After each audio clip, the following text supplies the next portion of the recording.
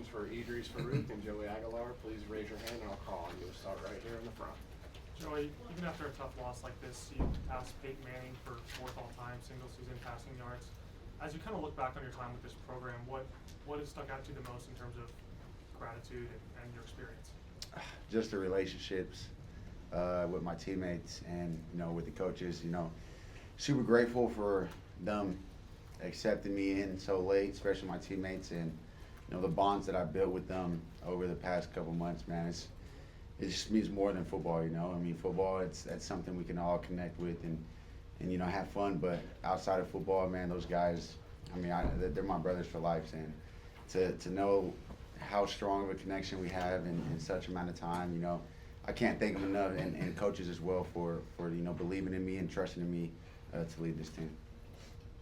All right, we're also joined by DeSean Bishop. And again, just raise your hand and I'll call on you for questions. David, right here. Joey, what do you think got away from y'all in the second half there? This game was kind of different from some of the other losses y'all had. We didn't do a good job winning the middle eight. They went into halftime with a touchdown to tie the game.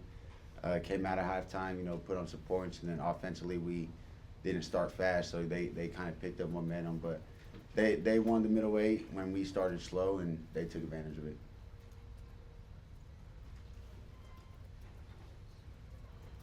Paige in the back. Edrees, just how about Ty Redmond and just his performance specifically, I guess, in the first half and helping to capitalize on your takeaway early? Ty is like a amazing player. He's a freshman that just loves the game of football. He goes out there, every play is like a game rep. Like, he takes every practice serious, and to have him on our team is a blessing. The returner right here. Edrees, how difficult is that middle eight when you get that penalty that kind of shifts momentum there, and then Vanderbilt does get both touchdowns before and after half? I feel like we just need to eliminate some of the little mistakes, and if we do that, I feel like we'll be successful, because the first half we came out like strong, hungry, but I feel like if we just lock in the second half and not let off the gas, we'll be good. I'll go to Ben and then Austin. Sean, what do you feel they were able to do to slow down the running game in the second half? I mean, truly, I don't know. I'm just here kind of still trying to analyze everything. I got to look at the film, to be honest, but I don't know. It's just, I feel like we got away from the run game a little bit, to be honest. I mean, I think I finished with like 6 carries in the second half, but I don't know. It's just, I guess it's a mindset at that point, to try to run the ball. I just feel like it wasn't there. Me, I was in line, just everybody just not on the same page with it. Go to Austin. Joey, when you start the second half and they take half the quarter off the clock, and you've not had the ball in real time like 35, 40 minutes, is there an extra sense of urgency, pressure? What's that like because you went from one ahead to one behind, and you've not been on the field in a long, long time? What's that feeling like? I mean, you just gotta go out. You only get so many opportunities in a game, and when you play a team like that holds the ball and gets a lot off the clock, you just gotta take advantage of that opportunity when you go out there. And we didn't coming out of half. They had the ball for a little while, and when we went out there, we kind of just threw in out, not executing and not being detailed to what we're trying to accomplish in our play call. So it's not, you just gotta be ready. I mean, obviously we were on the sideline for a little while, but that's why you just stand next to the heater, stand on little machines to get you going and stay ready, because anything could happen. But unfortunately we weren't. We went out there a little slow, come out of half, and that's just something we have to do better at. All right, go to Ben and then Jimmy. For DeSean and Edrees, Jeremiah talked about how this leaves a sour taste in the mouth of the guys coming back, and how y'all need to get to work starting tomorrow. Just what is y'all's mindset as I know you've got a bowl game, but as you do kind of start to turn the page in next season? I would say kind of just letting the guys know that you got to take everything serious. You can't let off the gas or anything like that. Like, that's just a lesson learned. And so next year or the next game coming up, I feel like we just need to attack every practice like it's a game.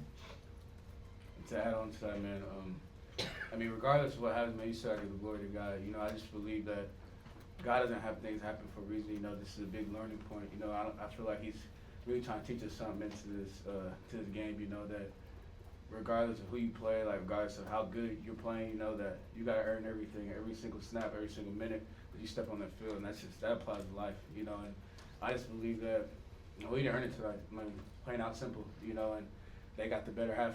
They got the better end on that second half. You know, and I don't know what we went into the second into halftime thinking, but you know we gotta earn it, and that just shows that when you don't earn it, and especially in this league, man, you're gonna be on the wrong side of it. Huntress, what makes Bobby so difficult to defend? I wouldn't say he's difficult to defend. If we're just doing what we need to on defense, like keying on our technique and our alignments and stuff like that, I feel like because the first half we played amazing, and so I feel like if we just executed and came to the second half doing the same thing, we would have been good. All right, I'll go to David and then Adam. Joe, are you happy not happy, but this doesn't have to be your last memory? You can, are you glad that you get a bowl game to make that your last memory as a ball? I mean, of course, you know, sucks that last game in Neyland, you know, ended how it ended, but I mean, you know, grateful to go out there one more time with the guys in a bowl game and, you know, be out there at practice. You know, practice is really where you make all the most memories. You only get a certain amount of game days, but practice, man, you know, just excited to go attack it one more time with the guys. And All right, we'll go to Paige and then finish with Austin. Me? Yeah. Oh, sorry, my bad, Adam. Sorry. Joey, you get here 6 months ago. I don't know if people had really high expectations for you coming in so late. You broke some passing records this year. You guys won some games. What do you think of your impact on this team this season? I think that's a question for everybody else to ask. You know, I mean, I just came in here and, you know, just try to build a connection with everybody and, you know, not try to be too big. You know, I still had to earn and go out there and prove, you know, to the teammates that I could be here with them and, you know, lead them and earn their trust. So personally, I think that's just a question you gotta ask the other guys.